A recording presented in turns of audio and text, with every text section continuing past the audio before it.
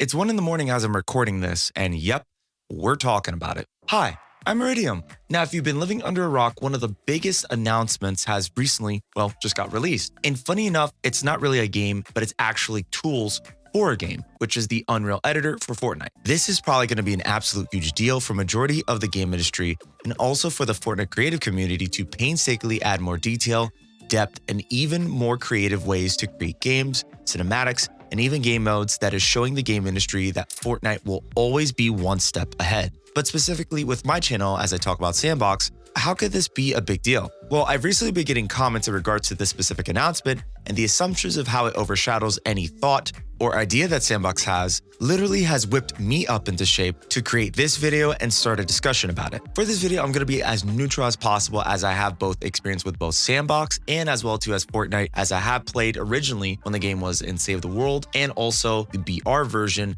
which I tried my absolute best to become a proper professional Fortnite esports streamer, and it didn't really go exactly as well. No! Let's start with the bad. This announcement completely came as a surprise to absolutely everyone, as Epic Games has yet again cemented Fortnite as one of the most top games to properly implement in-game engine tools, literally from Unreal Engine's editor into Fortnite, which makes this game compared to S&box look super minuscule in every aspect. Fortnite's Unreal Editor also builds on the idea of the Roblox game model, where the community can create, post, and share their creations, game modes, and much more for players who can experience completely free and no charge. Speaking of free, the Unreal Editor for S&box is also free, which to many could also not really look good at the idea of S&box's end. But we'll get into more other things relating to the tools and why this might actually be a good thing for S&box later. Within the Unreal Editor for Fortnite, you can import your own assets, create levels, cinematics, and get all those juicy realistic graphics for your game as much as you want. The tools are there for you.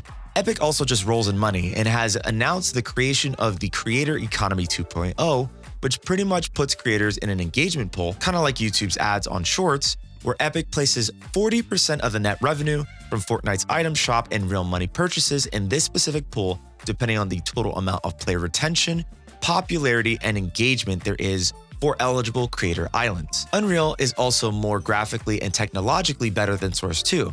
Unless someone in the Source 2 development and modding community could tell me otherwise, leave a comment telling me why that is and how I'm wrong, because I like engagement. Did I mention this game is free? So yeah, that's definitely plus on Fortnite's side. Now let's get into the good. Unreal Editor for Fortnite is an absolute killer idea in terms of what it is and how it benefits the millions of gamers and possible developers who want to create awesome stuff on the game. But here's the good part about it. Just like Roblox, S&box, Gary's Mod, Dreams, VR Chat, and whatever other game that also uses this exact same model, there is limits. I'm gonna say this again. There's limits to these games. The reason why I'm saying that is a lot of people came with the assumption that at face value, you can create whatever you want with these tools. Well, technically you can. I'm rather not surprised, at least yet, that you can't properly put in your own assets in terms of character player models or even guns to actually use for your characters and your game.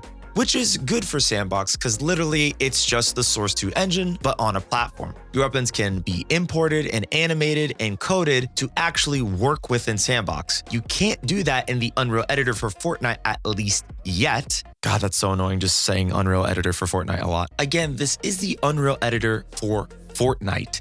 It seems like people tend to forget that, of course, this is meant to build on top of Fortnite, and if you wanted to create a whole ass new game, you have the Unreal Engine. The purpose of this editor is to allow the community to create content, games, and build on top of the insane creations that are already present within Fortnite. But that doesn't mean Epic will give absolutely all of the control in terms of what exactly you'd customize compared to literally just using the Unreal Engine itself.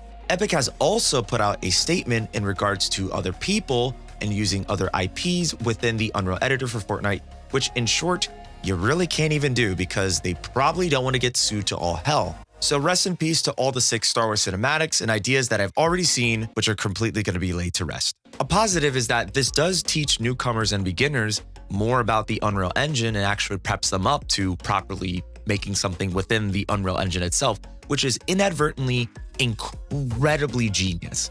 But let's get back on topic. While I'm on the topic of IPs and copyright, This will also probably follow suit for S&box itself, knowing that for one, this game allows you to create what you want, and depending mostly on the copyright rules itself. A good majority of the other Valve-related games created on S&box possibly have a high chance of getting removed to save Face Punch from literally getting their face punched with a cease and desist or lawsuit. See what I did there? S&box is again the Source 2 game engine with tools available for you to create your own games from scratch and code your games in C#, where you can import your own character models, weapon models, maps, and has its own tools which you can use again to actually create what you want with only the limits of the engine itself and not the game it was implemented for. Another instance I see quite a bit is fan bases. Guys, I totally understand that S&box may also look like a kid's game, but I promise you, it's far from that. Roblox and Fortnite have incredibly younger fan bases.